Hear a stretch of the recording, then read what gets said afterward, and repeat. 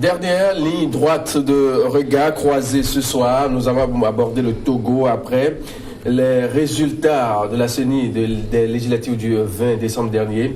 La Cour constitutionnelle a finalement validé les résultats et c'est parti. Le Togo, les chantiers de la nouvelle législature. Credo, à quoi peut-on s'attendre dans les jours qui viennent en matière de chantier à aborder pour quand même... Non, mais moi, je parlerai en termes de chantier pour la nouvelle législature. La priorité, ça sera les réformes constitutionnelles et institutionnelles.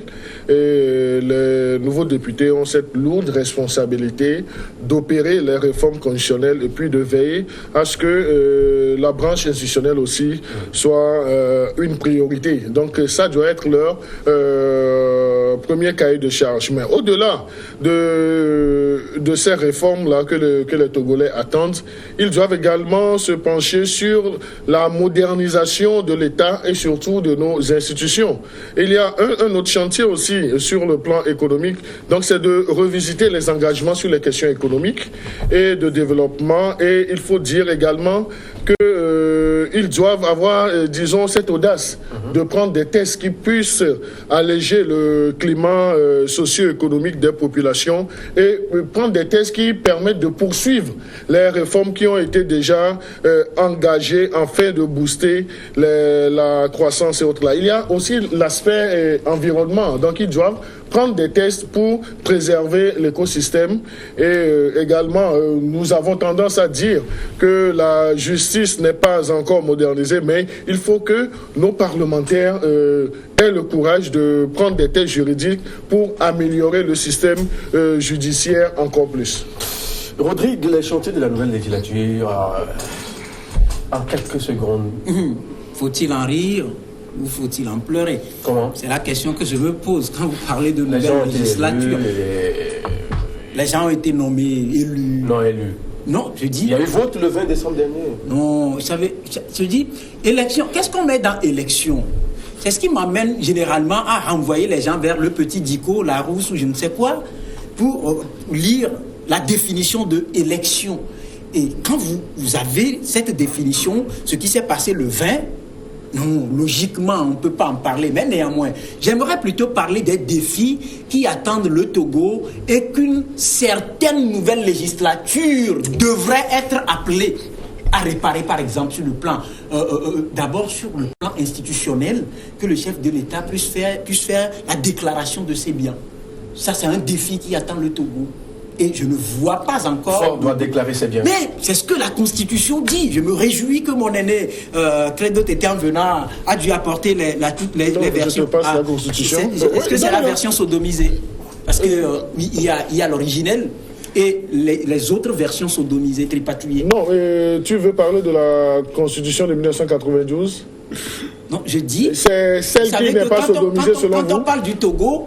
Non, mais c'est pour la compréhension. Oui, ce que le peuple a adopté en 92. Ce n'est plus cette constitution qui est valable. La constitution a été modifiée. Nous sommes dans le même schéma. La constitution a été modifiée en 2002. C'est cette constitution qui régit. Non, je te permets tous les termes que tu veux utiliser. Mais la constitution en vigueur, ça, c'est la constitution là. Non, j'aurais préféré pour qu'on n'abuse pas des téléspectateurs, qu'on puisse réfléchir. On reste dans le cadre du sujet. Il a demandé que tu lui donnes la Constitution. Tu l'as donné. Il a dû faire un commentaire sur le type de Constitution. C'est notre confrère qui a la parole. Plus de précision. Il a dû faire un commentaire. C'est Rodrigue qui a la parole. Effectivement. En 92, j'ai dit les chantiers. Moi, je veux plutôt parler des défis qui attendent le Togo et qu'une certaine nouvelle législature devrait être appelée à réparer. J'ai parlé de la déclaration des biens par le président de la République et tous ceux qui sont à la tête des institutions de la République et un peu partout. Je me souviens que mon aîné a travaillé dans un cadre où il a dû déclarer ses biens. un bon citoyen. Et donc, nous devons pouvoir inciter le haut sommet de l'État à faire pareil. Ça, c'est le premier défi. L'autre défi, des tests qui vont permettre d'arrêter la corruption, la gabegie, le pillage systématique des ressources du pays. Ça, c'est un autre défi. La répartition égale, équitable des ressources du pays. On n'en trouve pas. Et ça, le chef de l'État a eu lui-même à dénoncer cela quand il parlait d'une fameuse minorité qui accapare les ressources du pays. Il a parlé par exemple lui-même de surfacturation. C'est parce qu'aujourd'hui, il n'y a pas des dispositions qui permettent d'arrêter des ministres ou des hauts fonctionnaires auteurs de surfacturation. Quand vous revenez sur les tristes scènes, que ce soit à la Cannes, au Gabon ou ainsi de suite, en Afrique du Sud, tout et tout, ce sont des défis qui attendent le pays. Alors si je reprends le mandat social, cette histoire de contractualisation que j'appelle privatisation parce que de la santé, les piliers d'un État qu'on ne doit jamais privatiser, l'éducation, la santé, ça procure le bien-être des populations. Et j'aimerais que, je pense que c'est aussi un autre défi qu'une certaine nouvelle législature devrait. Donc il y a tellement de défis, mais je ne vois pas aujourd'hui cette législature, aussi nouvelle qu'elle soit, dans une posture de travailler pour le plein épanouissement d'une certaine population. Donc pour vous, les réformes, c'est pas ça encore votre affaire. La question est de savoir qu'est-ce qui a amené les gens à aller à un rendez-vous alambiqué, soi-disant électoral, pour que cette configuration d'une certaine assemblée soit obtenue. C'est pour faire passer une constitution taillée sur mesure de quelqu'un. C'est tout. Et donc, ça ne m'étonne pas. Non, au fait, jusque-là, je n'ai jamais obtenu, je n'ai jamais observé le rôle réel de nos députés, depuis la première législature jusqu'à la 5e, c'est ça, Il n'y en a pas eu. Presque tous les députés, c'est des gens qui vont gagner, ils prennent leurs émoluments, leurs honoraires, et puis, bon, c'est fini. Parce que nous, au mouvement Matérialité, de toutes les façons, nous recevons des Togolais. Aujourd'hui, nous sommes fiers d'être un mouvement quand même qui écoute les Togolais, des victimes d'injustice sociale, victimes de tout, de la mauvaise gouvernance. Nous les écoutons tous les jours. Et justement, quand vous nous voyez en colère, il faut le dire, ben c'est parce que nous n'avons pas une république qui protège les droits des citoyens. Nous n'avons pas une république qui défend les droits des citoyens.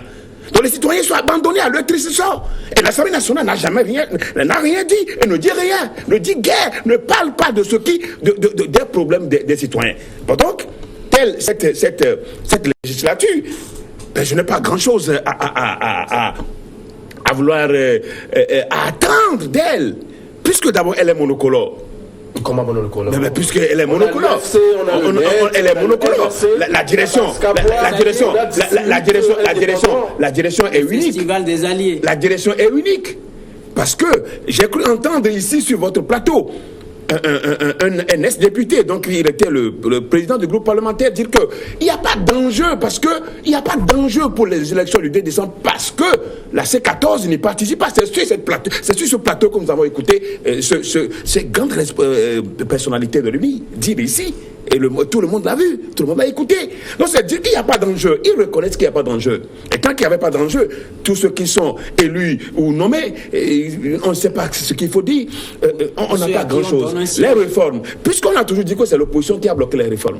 On nous a toujours dit, quand on sort de ce Parlement-là, on dit que l'opposition a bloqué. Aujourd'hui, ben, ils ont le Parlement. Ils ont tout le Parlement de faire les réformes. Demain, on ne sortira pas pour nous dire que l'opposition a encore bloqué. On ne s'est pas vérifié, Credo. L'opposition, je n'ai pas encore terminé. Oui. Bon, donc, c'est dire que. c'est dire que, avec cette assemblée, oui. Et nous avons vu comment les élections sont passées aujourd'hui, je ne crois pas que c'est celle-là qui va régler le problème des Togolais. Cette assemblée-là, ce n'est pas elle qui va régler le problème des Togolais. Après le 20, justement, le Togo est encore en nuage. Ça, il faut le dire. Le Togo n'est pas encore descendu. Il est encore en nuage. Et il faut que le peuple togolais, ceux qui se retrouvent dans le vrai peuple, c'est-à-dire c'est la majorité souffrante. La majorité misérable, c'est ce que j'appelle le peuple. Et ce peuple-là, il lui revient. Ce n'est pas peut-être ce peuple-là qui s'est exprimé, bien sûr, le 20 décembre dernier. Avec la mascarade. Avec la mascarade.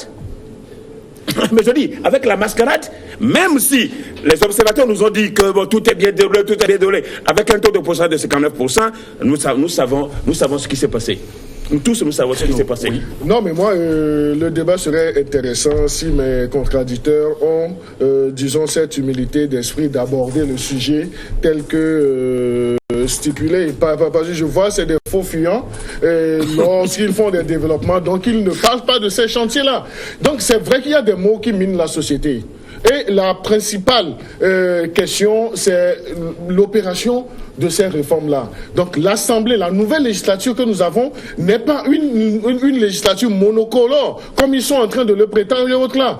Je leur conçois le fait qu'ils n'aient pas leurs députés ou bien leur regroupement, leur obédience politique dedans. Mais c'est un choix délibéré aussi. Moi, je suis de la société civile. Je n'ai aucun regroupement politique. Mais la logique veut quand même qu'une partie de la classe politique fasse prenante de cette élection pour donner un caractère national, un caractère républicain aux élections. C'est ce que nous disons. Qu'est-ce que tu appelles par Massé 14? Moi, ce que je voudrais dire, non, j'ai la parole, donc vous aurez la parole. Aujourd'hui, avec cette Assemblée nationale plurielle, cette Assemblée nationale doit s'activer, travailler sur la question des réformes constitutionnelles et institutionnelles. Donc, j'ai énuméré tout un chantier, tout un tas de chantiers qu'il doit faire. Donc, il y a le plan et l'aspect économique. Et également, là, nous parlons. Tu vois, cette Assemblée fait quoi en économie? Cette Assemblée, tu la vois faire quoi? Non, vous n'allez pas dénier, monsieur le pasteur. Non, moi, je regrette les compétences de ces députés. Toutefois, il y a longtemps que nous avons sollicité cette Assemblée dans des cas de violation des droits des citoyens. Elle n'a jamais réagi. Non, elle n'a jamais réagi. Monsieur Do, ce n'est pas parce que les anciennes législatures... Le contrôle de l'action du gouvernement. Le contrôle de l'action du gouvernement. C'est encore de l'échec. Je ne sais pas si j'ai la parole ou bien vous le laissez encore. Non, vas-y, tu as la parole, mon cher ami Credo. Non, ce que je voudrais dire, les insuffisances des législatures précédentes ne seront pas un passif assez lourd pour la nouvelle législature.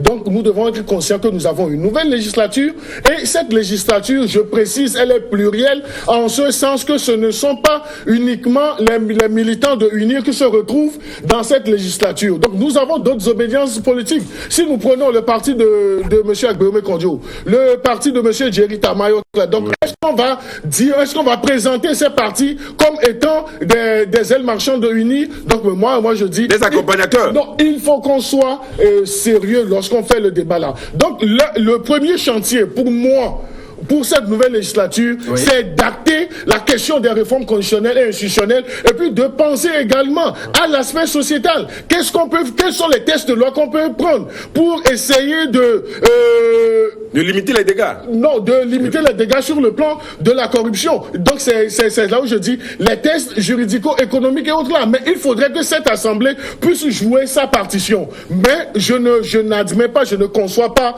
qu'on puisse décrire cette Assemblée comme une Assemblée monocolore. C'est être mal intentionné que d'affirmer cela. Rodrigue Arrego, on sait qu'à l'actuelle Assemblée, la composition qu'on a actuellement, on sait que l'UNIR n'a pas la majorité. Mais lorsque vous parlez bien sûr de l'Assemblée monocolore, ça porte confusion. Mathieu, je veux faire une précision. Je ne vais pas dire ce qui va plaire à mon cher aîné. Je suis ici pour parler librement, m'exprimer. Vous êtes journaliste, oui, si, le débat. Et je précise, dans le respect. Je précise que je ne suis pas journaliste, que ce soit d'une C14 ou que ce soit d'un parti au pouvoir. C'est-à-dire, je suis journaliste libre de mes pensées et je l'exprime avec fierté. Quels que soient les dangers, peut-être que je cours en le disant. J'en suis conscient. C'est une question de responsabilité, de conviction et de moralité. Ça, je n'en doute pas du tout. Je réitère, j'ai parlé des défis qui attendent le Togo. Et vous savez, sur le plan stratégique, quand on prend les défis, la définition des moyens d'action et l'appel des ressources humaines idoines qui peuvent contribuer à atteindre les objectifs est très important dans un projet. Et là, nous parlons d'un projet étatique. Et je dis bien, le casting là, et cette façon de distribuer des sièges ne convient pas pour doter le pays d'institutions fortes et de tests assez forts pour régler nos problèmes. Quand, bien avant les élections, j'ai écouté des personnalités, pas les moindres du parti au pouvoir, dire nous allons avoir obtenu la majorité pour opérer les réformes. Ça répond à la question de savoir pourquoi sommes-nous arrivés à une assemblée monocolore de façon pluralisée. C'est-à-dire que non, mais ça, ce sont des alliés. Non, c'est pas un jeu de mots. C'est un jeu de mots, mais il faut laisser transparaître ses idées. Vous savez, j'ai été fier quand, entre autres errements, une vérité est sortie des soi-disant observateurs, quand ils disent tous dans leur rapport avoir regretté la non-participation de la Cour. Ça veut dire qu'ils ont compris que le poids au fait qui devait équilibrer la balance n'y était pas. Et donc il fallait juste appeler les copains, les copines, tout ça, pour leur distribuer. Tu vois, s'ils viennent prendre, j'en veux pour preuve. La contestation de siège. Non, permettez. Le MPDD. Vous avez lu le posting de l'ancien président de la République, Abbas Bonfo, un mariage forcé. C'est ça qui m'a plu dans son posting. Il dit, pour le respect, pour le Bassar, pour le respect des électeurs du Grand Bassar, il faut rétablir la vérité. Ce qui voudra dire qu'aujourd'hui, vous comprenez que les sièges de l'Assemblée nationale sont devenus un petit pain qu'on distribue et vous voulez qu'on soit fier dans sa peau lorsqu'on aime son pays. Non, tous les pays qui marchent au monde sont assis sur des institutions fortes qui sont gérées par des tests assez forts, notamment la Constitution. Aujourd'hui, pourquoi sommes-nous arrivés à ces élections très obsédés un 20 décembre? C'est parce que les gens disent que les autres font obstacle et nous ne parvenons pas à faire passer la Constitution taillée sur mesure qui protège quelqu'un. Aujourd'hui, le boulevard est dégagé et donc ils vont aller peut-être à 100 ou 200 pour imposer le général Béonzin qui disait, après le retour de Conakry et d'Agra chez Nana Akufo, il y avait des conciliations qui ont été faites, que c'est la C14 qui n'a pas voulu quand même mettre un peu de l'eau dans son vin. Oui, je l'attends qu'ils disent les mêmes choses au Bénin, aux Béninois. Il ne le dira pas. Ce sont des messieurs, je le répète. Non, ce sont des messieurs, je vous dis, vous savez quoi? Lorsque vous êtes en médiation ou en facilitation et que vous avez une feuille de route, votre échec serait de parvenir à ce qu'un des protagonistes quitte la table ou soit lésé dans la mise en œuvre futile de cette feuille de route. C'est un échec pour la CEDEAO et ces messieurs qui sont venus gaillardement devant les micros pour se prononcer, non, je remets en cause des déclarations faites sans tête ni queue. Et je suis désolé parce que je ne fais pas la langue de bois. Ils ne peuvent pas aimer notre pays, ils aiment notre argent. Et quand on se met plein dans la poche, le langage, vous le connaissez, la bouche qui mange ne parle pas. Pasteur Edo. Non, je crois quand même que là où nous en sommes aujourd'hui, oui, même avec les élections législatives de 20 décembre, je l'ai déjà dit, on n'est pas sorti. Ils sont déjà là, ces députés. Ils sont là. Ils sont là. Mais justement, les chantiers qu'ils doivent aborder, mais c'est justement. Il ne suffisait pas juste de chef de l'État de déclarer c'est bien. Non, c'est justement ceux qui peuvent les convenir. Et pas convenir au peuple togolais. Ceux qui peuvent les convenir. Convenir à celui qui les a nommés. Mais bien sûr, naturellement. Parce que jusque-là, comme il a dit tout à l'heure, l'échec, c'est quand vous êtes en négociation avec deux protagonistes, deux sérieux protagonistes, et que l'un d'eux quitte la table de négociation, vous avez échoué. Ça, je crois, c'est très simple à savoir. Et comme nos amis ne le reconnaissent pas, tout le temps on dit que, bon, voilà, c'est C14 qui a tout fait. Moi, je le répète encore. Tant que, même s'il y avait une élection à laquelle C14 participait, on sait comment ça va se passer. Vous avez bien fait de dire que, vous avez tout à l'heure, vous avez ironisé de dire que la C14, le EPT l'UNI n'a pas la majorité. Mais on sait tous ces... C'est pas ironisé. On sait tous les indépendants. Mais vous êtes en train de voir l'UNI ne pas positionner des candidats dans mon veau natal, dans les lacs. Et s'il y avait des élections de renom, des élections dignes, avec un challenger de poids, vous voyez, l'UNI présenter des indépendants. Non, l'UNI allait positionner des candidats dans ces préfectures.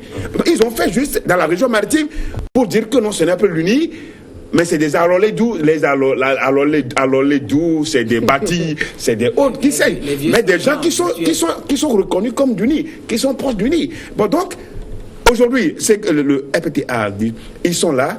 Qu'est-ce qu'ils vont faire? Moi, je crois qu'il revient au peuple. Moi, je le plains toujours parce que tous ceux qui sont là, c'est des gens qui ont déjà, qui vont être bien payés, qui vont bien rouler. Mais c'est tout, ça s'arrête là-bas. Le reste, ils ne feront rien pour ce peuple togolais. Je le dis, je le répète, nous avons toujours saisi, de toutes les façons, nous aurons peut-être l'aimabilité, nous aurons l'aimabilité, même s'ils ne les reconnaissent pas, il peut arriver des fois où on peut juste les tester pour leur envoyer des documents, voir quel traitement ils feront de ces juste pour la cause des citoyens togolais. Mais c'est ça, puisque c'est un parlement. Mais c'est un parlement qui ne peut pas contrôler l'action de quel gouvernement. Quel gouvernement? Parce que c'est les mêmes. Mais il n'y aura pas un débat. Même si vous me dites que c'est pluralisé, on me dit que c'est pluralisé. On sait comment il faut coopter les opposants, comment il faut coopter les gens, les adversaires de ce pays pour donner l'impression à la communauté internationale que les gens qui y sont, c'est des gens d'autres opinions, d'opinions diverses. On en sait. Nous sommes au Togo. On connaît le système, on connaît le jeu. Non, mais moi je crois que avec cette nouvelle législature qui est plurielle, je le dis, ça ne fait pas plaisir à mes amis, surtout aux pasteurs, et l'autre là qui est dans une logique. Ce que nous devons souhaiter, c'est que pluriellement monocolorisé. Non, mais moi je crois que la métaphore là, ça te plaît. Non, lorsqu'on veut abuser de ceux qui nous suivent, donc on peut s'amuser à aller dans cette métaphore là. Donc je le remercie parce qu'il a voulu égayer un peu le plateau. Mais l'Assemblée nationale que nous avons, la nouvelle législature, elle est plurielle. Et ce que nous devons souhaiter, c'est que cette Assemblée puisse s'atteler réellement au travail et très rapidement. Ce sont des élus de la République et non des nommés, comme mon confrère l'a dit abusivement. Ce sont des élus de la République et qui ont une lourde responsabilité. La lourde responsabilité, qu'est-ce que les Togolais attendent aujourd'hui? C'est qu'on puisse aller aux réformes constitutionnelles. Les Togolais qui ne se retrouvent pas dans cette assemblée, ils attendent quoi? Non, mais ça c'est selon toi, monsieur Do, c'est selon toi. Ton assertion n'est pas une vérité absolue. Ton assertion n'est pas une vérité absolue. Tu sais ce que je dis. Ce sont les Togolais qui ont élu. Ce sont les Togolais qui ont élu ces députés-là. Et c'est là où je dis à mon cher ami Rodrigue que les députés que nous avons, les 91, sont des élus et non des nommés et qu'on n'a pas fait de distribution de sièges et de chaises et autres là. Donc là, ces députés-là, nous devons les attendre et puis les juger sur les résultats. Mais aller par anticipation en leur jetant de l'anathème, en jetant sur ces députés de l'opprobre, je crois que c'est faire mauvaise foi. Juste parce que, pour moi, il s'agit d'une élection qui a divisé les Togolais. En quoi c'est ça diviser les Togolais? Parce que la C14 parce que des mille, oui, et moi pasteur, je ne peux pas donner ma caution, je ne peux pas donner ma caution à quelque chose qui divise les Togolais. Je dis je ne peux pas donner ma caution. Non. Alors tu comprends comme moi je ne peux pas. Est-ce que ces élections je ne peux pas, tu le sais, parce qu'il y a des milliers de Togolais qui ne se retrouvent pas. Nous sommes devant le peuple togolais. Non, mais je dis, tu sais, tu dois savoir. Il ne suffit pas seulement d'énumérer les idées.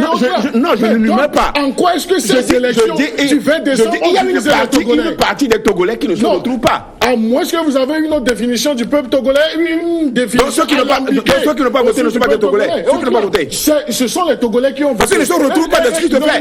Et qu'ils ne se retrouvent pas, ce qui va dire. La société est déchirée. Non, c'est dire que la société est déchirée. Non, c'est dire que la société est déchirée. Non, que tu comprends, la société est déchirée. Je dis, est-ce que tu es d'accord avec moi que la société est déchirée? Est-ce que tu es d'accord avec moi? Rodrigue de placer mot. Je veux que nous soyons un peu sérieux dans ce que nous disons, parce que les gens nous suivent. Oui. Le Togo compte plus de 7 millions d'habitants à l'interne. Et à l'externe, près de 3 millions de Togolais vivent au sein de la diaspora.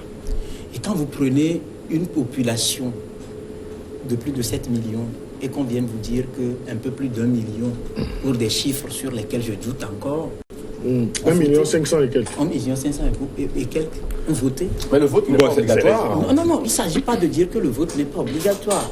Vous savez combien les Togolais aiment les élections? Retournez en 92, vous allez comprendre. Lorsque les règles du jeu sont bien définies, le peuple se prononce. Adhère.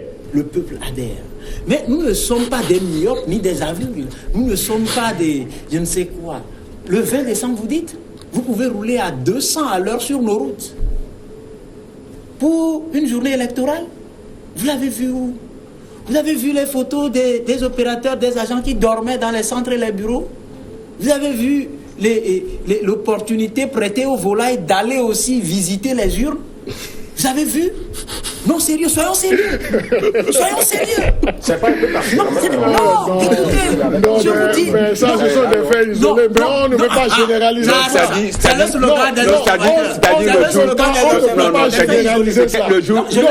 jour électoral, c'était un désert. Non, c'était un désert. Le jour là, c'était un désert. Les gens ont hésité à sortir parce que justement la C14 avait prédit l'apocalypse et autres là, mais les gens ont pris le temps pour observer. Avait prédit quoi? Mais la participation de 59, et quelques %, vous pensez, vous tu es d'accord? Tu es d'accord que ce chiffre-là n'est pas ça? Tu es d'accord? Tu sais? Je rejoins un peu, je me réjouis que mon aîné a eu l'idée de sortir ce chiffre parlant de taux de participation. Oh, je m'en réjouis. Il suffit donc juste de prendre une calculette et commencer par la fiche que la CENI a publiée. Prenez les pourcentages un à un. Descendez les chiffres, faites le calcul, c'est au-delà de 70%. D'accord? Donc, lorsque ces calculs-là, ces chiffres donnent au-delà de 70% et qu'on vient vous parler de 59,69% et revu un peu légèrement à la baisse pour validation par... mes amis, soyons sérieux. Nous sommes dans un État, dans une république et non dans un royaume. Il faut faire proprement les choses pour ne pas... L'argument aux gens qui disent que le Togo est un État voyou, ça me fait mal. C'est pratiquement la fin, un mot pratiquement la fin, donc je souhaite une bonne chance à nos députés et qu'ils s'attellent au travail. Ce sont des députés de la nation togolaise. Nous les encourageons à faire le nécessaire. Ils sont élus par le peuple togolais, qu'ils aient cette conviction-là. Pasteur Edo. Non, je dirais que les heureux nommés, je leur dirais qu'il y a encore de batailles, il y a encore de choses à faire. Le Togo doit sortir de ce merde-là. Et le peuple togolais, aujourd'hui, qui est souffrant, c'est ce peuple. À quoi moi je fais, auquel moi je fais allusion. Je dis que le Togo a encore de jours sombres devant lui. L'un de moi de prédire l'apocalypse, mais c'est dire que ce n'est pas encore fini. Monsieur, je crois qu'il a déjà parlé. J'aimerais renvoyer ceux qui dirigent ce pays vers le courrier de Maoulaoué que j'ai lu au cours secondaire. Maoulaoué qui dit à son père: papa, le monde change, toutes les choses changent, toi aussi. Tu dois changer, pour dire à ceux qui sont obsédés par le pouvoir que tout finit. Merci à tous. On se dit à demain. Merci beaucoup, Maoulaoué. Toi, si tu as lu Maoulaoué, il faut lire Maoulaoué.